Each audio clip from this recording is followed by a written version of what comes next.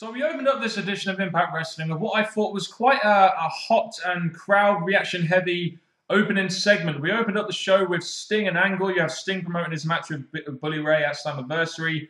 Angle wants an answer from AJ with the crowd chanting, yes, yes, yes, yes. And Sting tells AJ that he doesn't have to hide like he did in 1997 in the rafters. And they need him in TNA against the Aces and Eights. And then you have AJ walking off only for Angle to come up the ramp and get it in with AJ, which I thought was pretty awesome, allowing Devon, Bully, and Anderson to take out Sting from behind, setting up the main event, and also continue on that AJ Styles program they're doing right now. Even though I'm really against Bully Ray and Sting, even though it's a big name for Bully Ray to face, blah, blah, blah, I'm against it. The way they, throughout the night, not just in the opener, really advertised that match coming up at Slammiversary, that was good. The AJ felt he's needed. Sting talking about his past.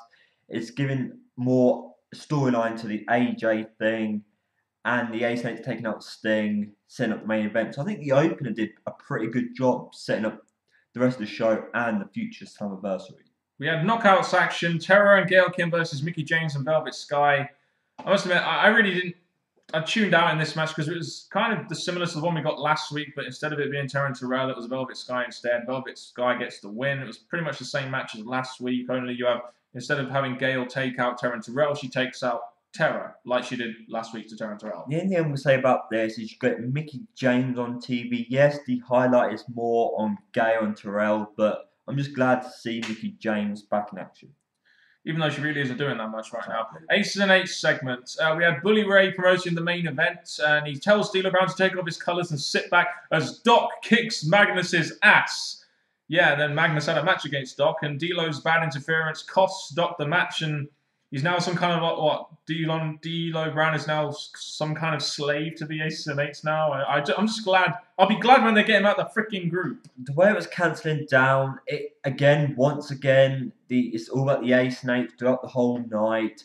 The D'Lo thing, okay, I like the idea of cancelling out the weakness, like Bully Ray said, but the fact they still got rid of D'Lo, but still using D'Lo, you're not really accomplishing what you're trying to. So I'm hoping he continues to mess up or something, or D'Lo turns on the Aces and Eights or something just to cancel down your members. I guess at least Magnus got a win in Impact Wrestling, which is only a good thing for us Brits.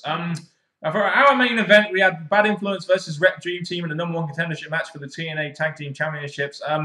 I find it quite funny how you had both teams trying to get on the good side of James Storm with Bad Influence saying, we're going to make free tune. And then you had Aries trying to give him a beer and saying that if they win tonight, it won't be a fluke. Well, the two things I want to say is, number one, the thing that made me laugh straight away was Aries and Rude. Look, in the beginning, it was Aries talking to the ring announcer, Chrissy Hem. When he got up onto the ramp and went, and yeah, it was all crotch area and all that, you know, trying to get in a... Anyway, yes, that was the first pit, and the match, yeah, that was quite entertaining, that you got them all trying to get James Storm, and then also James Storm had to choose which one he got. I like the tease there, who's going to pick the win, but obviously he ended up walking out the match. He ends up last calling Aries and Daniels and walking out the match, so essentially making the whole match kind of pointless, really. It seems like the reason why they're doing this is because we're going to be getting another three-way match between Wet Dream Team, Bad Influence, and Los Stereotypicos, probably at Slammiversary. This kind of shows how stale the tag division is right now. That's really what I was going to say. The fact that you're having to repeat matches, or even though Wet Dream Team versus Bad Influence would have been the match that fans want to see more than bringing Chavo and Hernandez in it. But until we get more tag teams, I guess we're going to get a big circle of this going round and round. And it's going to get even staler and staler. Both teams took out Storm backstage as well, which is kind of interesting. I wish that TNA had some kind of direction for James Storm. It's just they've fallen off the ball with him since last year. But we had a Kenny King promo. Yay! X Division segment. Basically, this whole segment promoted the X Division Triple Threat match next week, even though, to me, it kind of seemed like they were teasing a Kenny King versus Chris Sabin match at Slammiversary, which would be brilliant. You have Kenny King bring out Chris Sabin, and basically he lets Sabin hold the belt and says that's the closest he's going to get to the motherfucking X Division title, brother. And this is the thing, because with the pay-per-views only cancelling down to 4, which I still think is a small number, the matches you get at the pay-per-view need to be as big as possible to get people to want to see these 4 pay-per-views. This is the biggest one. So that's what I was going to say, yes. So with them teasing this, starting now, yes, it was only a backstage segment, but at least it was something. I'm looking forward to seeing how they build this up to make the X Division match seem important at the pay-per-view. Yeah, because we have that X Division match next week, P.D. Williams versus Sabin versus Kenny King. I fully expect Kenny King to pin P.D. Williams in it. There must be some kind of singles match set up at Slammiversary, even though it's all triple threat matches now. We don't know what the hell's going on, but not a bad segment. Just nice to see a promo segment between 2 X Division guys. You know, both characters that I can kind of care about. We got the news as well. They're going to have a 4-man gut check tournament to see who gets a shot at the BFG series. We're gonna have York, Bradley, Shaw, and Silver. I'm gonna go for Jay Bradley here. I really think he should go in there. I agree with Full Killer on him. It could be a good choice, but to be honest with me, because I'm unsure of what's going on with the whole Bound for Glory, Destination X, Option C thing, I'm still unsure. I'm glad they're still putting focus on Bound for Glory and setting it up. I just have a question on where it's going to lead. Well, Bound for Glory series is generally done over TV anyway, so they don't have to worry about stuff like Option C. That's a different thing.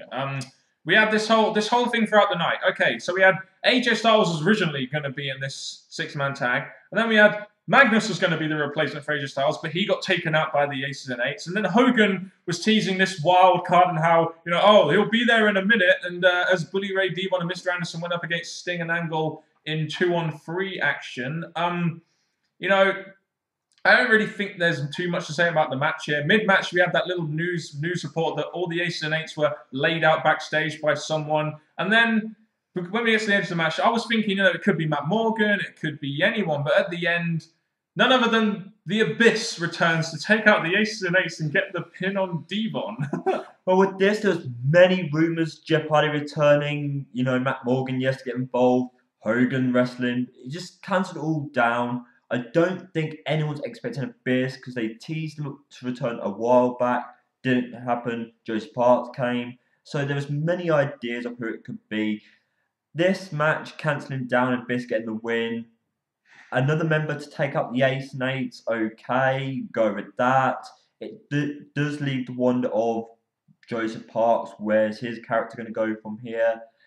But the main event, yes, the main part obviously was Abyss more than anything else. We got a nice surprise as well. The main event was a solid match, but it was all about building up to that surprise as to who the guy was going to be that was going to be the 3rd man. That was quite well done tonight. I thought they kind of did that throughout the night and left us not knowing who was going to be where and what. And then after Abyss gets the pin, the program just cut off. I was like, oh, TNA must have really overrun their time. Maybe they could do with an overrun or something, because after Abyss gets the pin, he just gets up from the pin and all of a sudden the program just goes, and that's like, wow. It's quite worrying. Indeed. So let us know your thoughts on this show overall down in the comment section. Well, this has been a fairly short review, but there are only like 6 segments on the show. So what do you expect? That has been a video from us, the British Fist. Mr. Parkin here, NJ here.